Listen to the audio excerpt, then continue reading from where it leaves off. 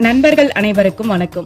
காசியில் இறந்தால் முக்தி, திருவாரூரில் பிறந்தால் முக்தி, சிதம்பரத்தை தரிசித்தால் முக்தி கிடைக்கும். ஆனால் நினைத்தாலே முக்தி தரக்கூடிய தலம் தான் திருவண்ணாமலை.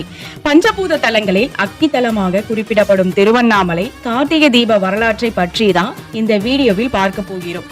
ஸ்கிப் பண்ணாம வீடியோவை கடைசி வரைக்கும் பாருங்க. அதுக்கு முன்னாடி நம்ம சேனலை சப்ஸ்கிரைப் பண்ணலன்னா சப்ஸ்கிரைப் பண்ணிடுங்க. வாங்க வீடியோக்குள்ள போகலாம். விஷ்ணுக்கும் பிரம்மாவுக்கும் யார் பெரியவர் என்று போட்டி ஏற்பட்ட போது சிவபெருமானிடம் சென்று முறையிட்டனர். சிவபெருமானோ யார் எனது அடியையும் முடியையும் யார் தரிசிக்கிறார்களோ அவர்கள்தான் பெரியவர் என்று சொல்லிடுவார். ஜோதி பிழம்பாக சிவபெருமான் வானுக்கு பூமிக்குமாக காட்சியளித்த ஜோதி நெருப்பே மலையாக மாறியது. இதுவே திருவண்ணாமலை கோவிலின் முன்னணி உள்ள வரலாற்று கதை. சிவனின் அடியை காண்பதற்காக விஷ்ணு பகவான் வராகம் பன்றி அவதாரம் எடுத்து பூமிக்குள் செல்வார். அது போய்கொண்டே இருந்தது. திரும்ப வந்து, ஐயனே, என்னால் தங்களது அடியை காண முடியவில்லை சென்று சிவபெருமான் கிட்ட ஒத்துக்குவாரு. அடுத்ததா பிரம்மதேவர் அன்னப்பறவை உருவம் எடுத்து சிவபெருமானின் முடியை காண திரும்பி போவாரு. சிவனிடம் யார் பெரியவர் என்று கூறியே இருக்கக்கூடாது என்ற அளவுக்கு நொந்து போனவரா மீண்டும் வந்து, என்னால் முடியாது அப்படின்னு தன்னுடைய தவற ஒத்துக்காம தாழம்பூவை பொய் சாட்சி சொல்ல வைத்து சிவபெருமானிடம் நான் உங்களுடைய முடியை கண்டேன் என்று கூறுவார் பிரம்மதேவர். பிரம்மன் பொய் சொன்னதை தெரிந்து கொண்ட சிவபெருமான் கோபத்தில், உனக்கு பூமியில் கோவிலோ பூஜையோ இனி நடக்காதுன்னு சாபமிடுவாரு. விஷ்ணு பகவான் உண்மையை கூறியதால் எனக்கு சமமாக பூமியில் கோவிலும் பூஜையும் கிடைக்கும்னு வரம் அளிப்பாரு. பொய் சொன்ன தாழம்பூவை இனி என்னுடைய பூஜையில் யாரும் உன்னை சேர்க்க மாட்டார்கள் என்று சாபிச்சிடுவாரு. அதனால் தான் இன்றும் சிவத்தலங்கள் மெதிலும் தாழம்பூவை மட்டும் சிவபெருமானுக்கு படைக்க மாட்டாங்க. இது மட்டும் இல்லாமல் மற்றொரு வரலாறும் இந்த திருவண்ணாமலை திருத்தலத்திற்கு உண்டு. பிரிங்கி முனிவர் சக்தியை வணங்காமல் சிவனை மட்டும் வணங்கி வருவாரு. அவருக்கு சிவனும் சக்தியும் ஒன்று என்று உணர்த்துவதற்காக சிவன் அம்பிகையை பிரிவது போல ஒரு லீலை நடத்துவாரு. பார்வதி தேவி இந்த தலத்திற்கு வந்து சிவனிடம் மீண்டும் இணைய தவம் இருப்பாங்க. சிவபெருமான் பார்வதிக்கு காட்சி தந்த போது தனது இடது பாகத்தில் பாதி உடலாக ஏற்று அர்த்தநாதீஸ்வரராக காட்சி கொடுப்பாங்க. பிரிங்கி முனிவர் உண்மையை உணர்ந்தார். இவ்வாறு சிவபெருமான் அர்த்தநாதீஸ்வரராக வடிவம் எடுத்தும் சிவராத்திரி விழா உருவானதுமான பெருமை உடைய தலம்தான் இந்த திருவண்ணாமலை. சரி, இந்த ஸ்தலத்திற்கு திருவண்ணாமலை என்றும் சிவபெருமானை அண்ணாமலையான் எதற்கு அழைக்கிறாங்கன்னு தெரியுமா? அண்ணுதல் என்றால் நெருங்குதல் என்று பெயர். அண்ணா என்றால் நெருங்கவே முடியாதுன்னு என்று பெயர் தரும். பிரம்மனாலும் விஷ்ணுவாலும் அடியையும் முடியையும் நெருங்க முடியாத நெருப்பு மலை என்பதால் தான் அண்ணாமலை என்று பெயர் பட்டது. கைலாயத்திற்கு லிங்கம் இருப்பதால் கைலாயம் சிறப்பு வாய்ந்ததா இருக்கும். ஆனால் லிங்கமே மலையாக இருப்பதால் தான் திருவண்ணாமலைக்கு சிறப்பு. இந்த மலை தான் இந்த ஸ்தலத்திற்கு மிக பெரும் புனிதமாக கருதப்படுது. திருவண்ணாமலை கிரிவலம் தான் புகழ்பெற்றதா இருக்கும்.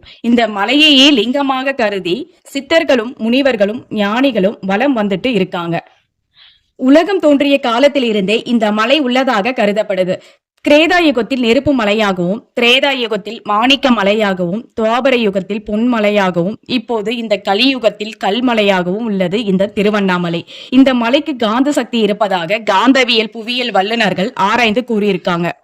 கிரிவலம் செல்லும் போது எங்கேயாவது துவங்கி எங்காவது முடிக்க கூடாது. மலையை சுற்றி 14 கிலோமீட்டர் பக்தர்கள் நடந்தே செல்ல வேண்டும். வாகனங்களை செல்லக்கூடாது.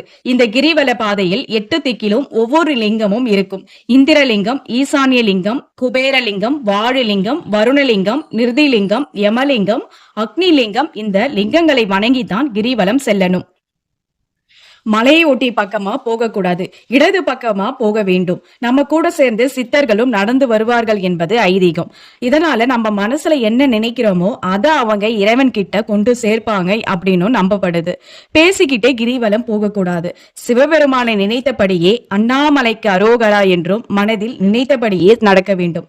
சந்தர்ப்பம் கிடைக்கும் போதெல்லாம் மலையை பார்த்து கைகூப்பி வணங்க வேண்டும். வணங்கிவிட்டு வேறு திசையில் பார்க்காமல் வானத்து நிலவை ஒரு முறை பார்த்து வணங்க வேண்டும். இங்கு ஒவ்வொரு நாளும் பௌர்ணமி நாளை பல லட்சக்கணக்கான பக்தர்கள் கிரிவலம் வந்துட்டு இருக்காங்க. கோபுரம் அதிகம் கொண்ட கோவில் இந்த திருவண்ணாமலை. கிட்டத்தட்ட 9 கோபுரங்கள் இருக்கு. கிளி கோபுரம் 81 அடி உயரம் கொண்டது. தெற்கு திருமஞ்சன கோபுரம் 151 அடி உயரம் கொண்டது. தெற்கு கட்டை கோபுரம் 70 அடி உயரம் கொண்டது. மேற்கு பொய் கோபுரம் 160 அடி உயரம் கொண்டது.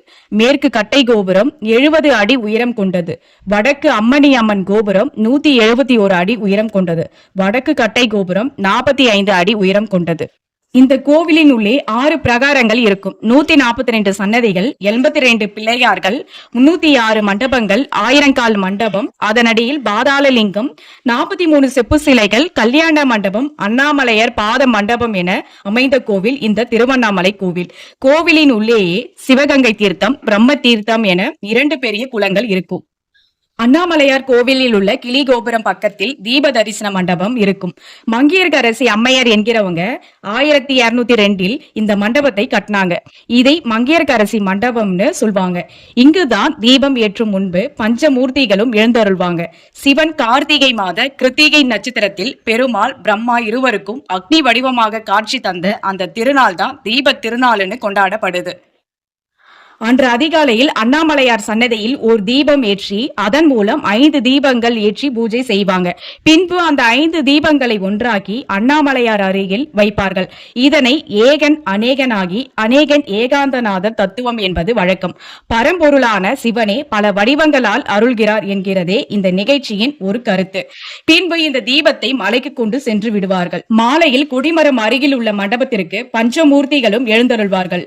அப்பொழுது மூலஸ்தானத்தில் இருந்து அர்த்தநாதீஸ்வரர் வருவார். அவருக்கு முன்னால் அகண்ட தீபம் ஏற்றியதும் மலையில் மகா தீபம் ஏற்றப்படும். அந்த வேளையில் அண்ணாமலையார் ஜோதி வடிவில் காட்சி தருவதாக ஐதீகம். மகா தீபம் ஏற்றும் வேளையில் மட்டுமே அர்த்தநாதீஸ்வரரை தரிசிக்க முடியும். மற்ற நாட்களில் இவருடைய சன்னதியை விட்டு வெளியில் வரமாட்டாரு. ஜோதி வடிவில் பெருமாள் கோவில்களில் வைகுண்ட ஏகாதசி அன்று சொர்க்கவாசல் திறக்கப்படும் போது சுவாமி அந்த வாசலில் வழியாக வெளியே வருவது வழக்கம். ஆனால் சிவத்தலமான இங்கு ஜோதி ரூபத்தில் பெருமாள் சொர்க்கவாசலை கடக்கிறார். சிவன் சன்னதிக்கு பின்புறம் பாமா ருக்மணியுடன் வேணுகோபால் சன்னதி இருக்கிறது. இவர் அருகில் கருடாழ்வார், ஆஞ்சநேயர் இருப்பாங்க. வைகுண்ட ஏகாதசி அன்று அதிகாலை இவருடைய சன்னதியில் ஒரு தீபம் ஏற்றி பூஜை செய்வாங்க. அதன் பிறகு அந்த தீபத்தை பெருமாளாக கருதி பிரகாரத்தில் உள்ள வைகுண்ட வாசல் வழியே கொண்டுட்டு வருவாங்க. பஞ்சபூத தலங்களில் அக்னி தலம் என்பதால் பெருமாளும் ஜோதி வடிவில் எழுந்தருள்வதாக சொல்கிறார்கள். ஆஞ்சநேயருக்கு செந்தூரம் பூசி அலங்கரிக்கிறது நமக்கு தெரியும். இந்த தலத்தில் உள்ள விநாயகருக்கு செந்தூரம் பூசுறாங்க. சம்பந்தாசூரன் எனும் அசுரனை விநாயகர் வதம் செய்த போது அவனுடைய ரத்தத்தில் இருந்து பல அரக்கர்கள் உருவாகி இருக்காங்க.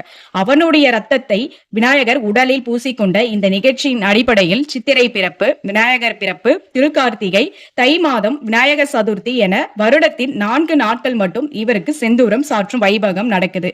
இவரை தவிர யானை திரை கொண்ட விநாயகர் தனி சன்னதியிலும் இருக்காரு. மாட்டு பொங்கல் அன்னைக்கு நந்திக்கு இந்த கோவிலில் விசேஷ பூஜை நடக்குது. அன்று அனைத்து காய்கறிகள், பழங்கள், இனிப்பு வகைகள், பலகாரங்கள் மற்றும் அனைத்து வகைகளான மாலைகள் அணிவித்து பூஜை செய்யப்படும். அந்த நேரத்தில் அண்ணாமலையார் நந்தியின் முன் எழுந்தருளி அவருக்கு காட்சி தருவார். தனது வாகனத்துக்கு முக்கியத்துவம் கொடுக்கும் விதமா திருவண்ணாமலையில் சிவன் இவ்வாறு எழுந்தருளுகிறார்.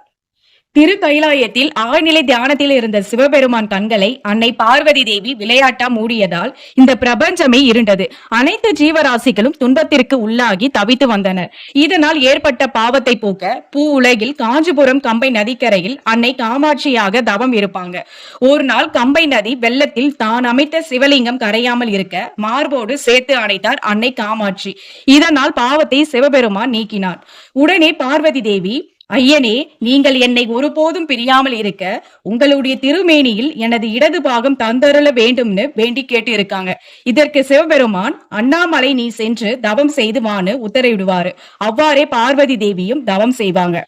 கார்த்திகை மாதத்தில் பௌர்ணமியும் கிருத்திகையும் சேரும் நாளில் மலையின் மீது பிரகாசமான ஒளி ஒன்று உண்டானது.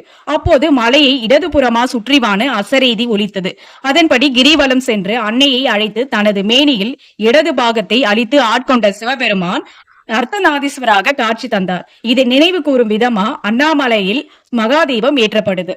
இந்த மலையின் உயரம் 2688 அடி. கிரிவலம் பாதையின் தூரம் 14 கிலோமீட்டர். இந்த பாதையில் 20 ஆசிரமங்களும் 306 தீர்த்தங்களும் பல சன்னதிகளும் அஷ்டலிங்கங்களும் உள்ளன. 26 சித்தர்கள் வாழ்ந்துள்ளனர். அடிக்கு 1008 லிங்கங்கள் அமைந்துள்ளது என்பர். மலையை ஒவ்வொரு இடத்தில் நின்று பார்த்தால் ஒவ்வொரு வகை தரிசனமா 27 வகை தரிசனத்தை நம்ம காணலாம். முருகப்பெருமானுக்கும் அறுபடை வீடு இருக்கிறது நமக்கு தெரியும். அதுபோல விநாயகருக்கும் அறுபடை வீடு இருக்கு இந்த தலத்தில். கிளி கோபுரத்தின் கீழ் இடது பக்கத்தில் உள்ள அல்லல் போக்கும் விநாயகர் சன்னதி தான் விநாயகரோட முதல் படை வீடு.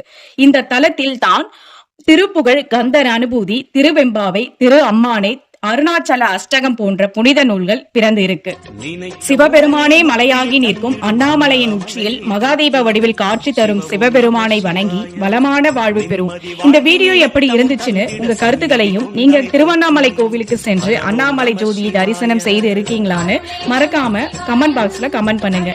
இது போன்ற ஆன்மீக தகவல்களை உடனுக்குடன் தெரிந்து கொள்ள நம்ம டிஎன் நேஷன் சேனலை சப்ஸ்கிரைப் பண்ணி ஆல் செட் பண்ணிக்கோங்க. அப்பதான் நான் போற வீடியோ எல்லாம் உங்களுக்கு நோட்டிபிகேஷனா வந்து சேரும். நன்றி, வணக்கம். போற்றி சிவவும் நம சிவாய. நிம்மதி வாழ்வினில் நித்தமும் தந்திட சந்நிதி கொண்டாய் போற்றி. ஹரவோம் நம சிவாய.